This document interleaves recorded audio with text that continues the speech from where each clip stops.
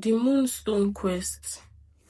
Long ago, in a land where the stars sang softly and the rivers whispered secrets to anyone who cared to listen, there was a kingdom called Lunaria.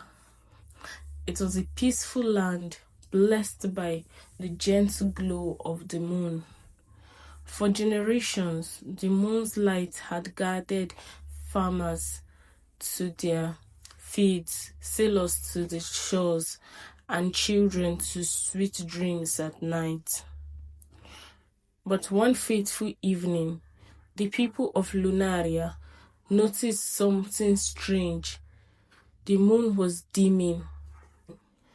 Night after night, its silver light grew weaker until it seemed ready to disappear completely. Fear spread through the land, for without the moon, the nights grew restless, the seas raged wildly, and creatures of darkness began to stir. In a quiet village at the edge of the kingdom lived a young girl named Amira. She was shy, often overlooked by others, but she had a heart filled with curiosity. One night, as she sat outside staring at the fading moon, an old traveler passed by and whispered, "Child, the moon is fading because the moonstone is missing. Long ago, it was stolen by the shadow beasts and hidden beyond the valley of echoes. Only the pure at heart can find it." Amira's heart raised. Could she really do such a thing? She was no warrior, no sorceress, just a simple girl. But when she looked at the pale, trembling moon, something inside her stirred. She decided she would try. The journey begins. At dawn, Amira packed a small bag with bread, water, and her grandmother's necklace. She whispered goodbye to her village and set out toward the valley of echoes. The path was long and filled with strange wonders. On the first night, she reached the enchanted forest, where the trees glowed with fireflies that spoke in riddles.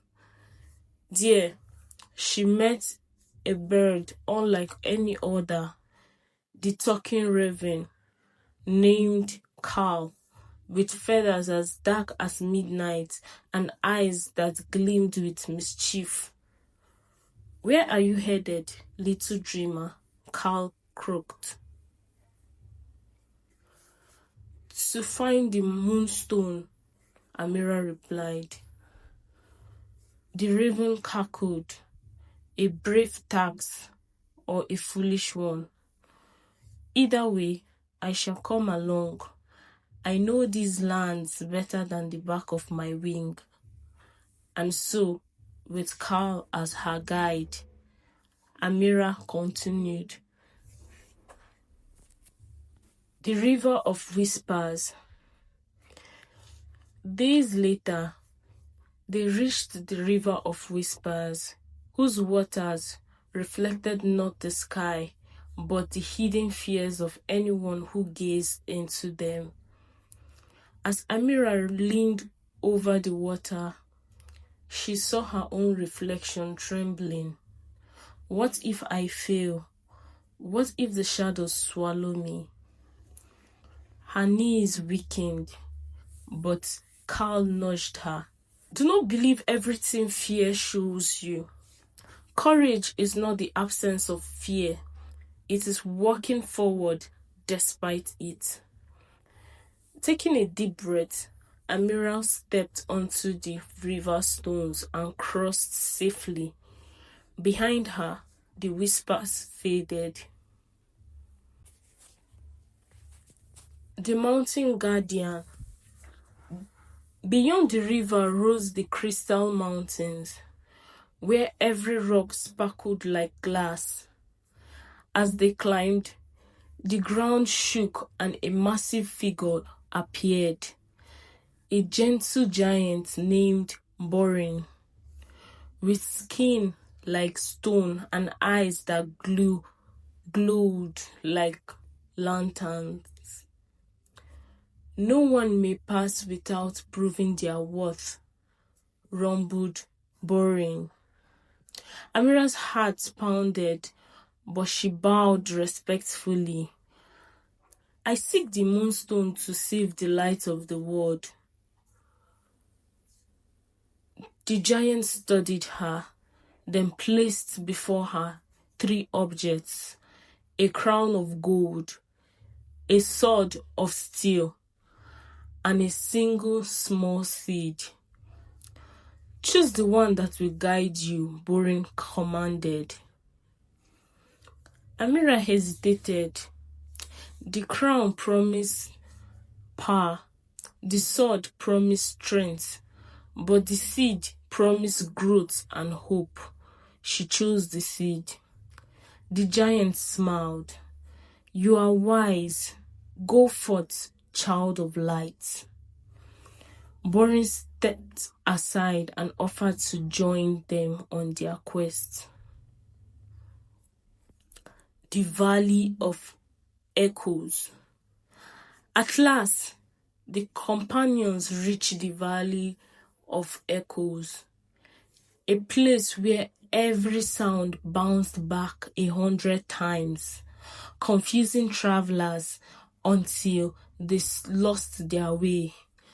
Shadows slithered between the rocks, and a chilling voice whispered, "Turn back or be lost forever." But Amira held up the seed. Suddenly, it sprouted in her hands, glowing brightly and lighting their path. The shadows hissed and retreated. At the valley's heart, they found a cave filled with swirling darkness, and there, upon the pedestal of black stone, lay the Moonstone, glowing faintly like the last breath of the moon. But before she could reach it, the shadow beasts emerged.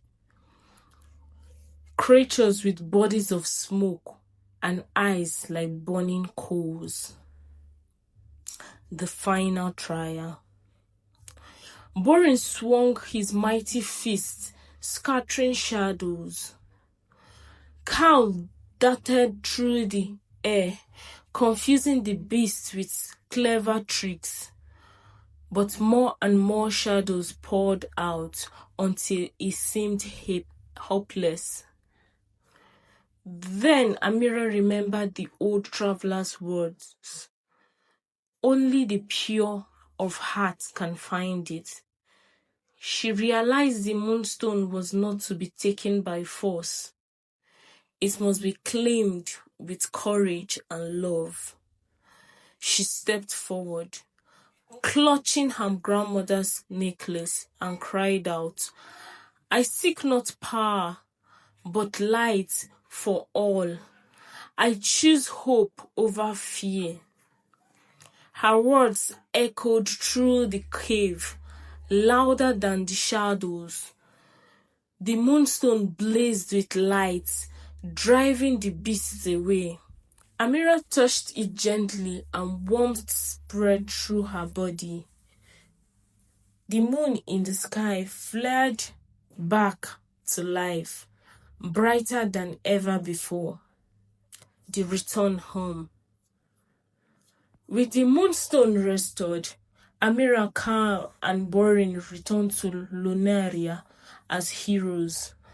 The people cheered, the seas calmed, and the night once again became a place of peace and dreams. Amira no longer felt like the shy, overlooked girl.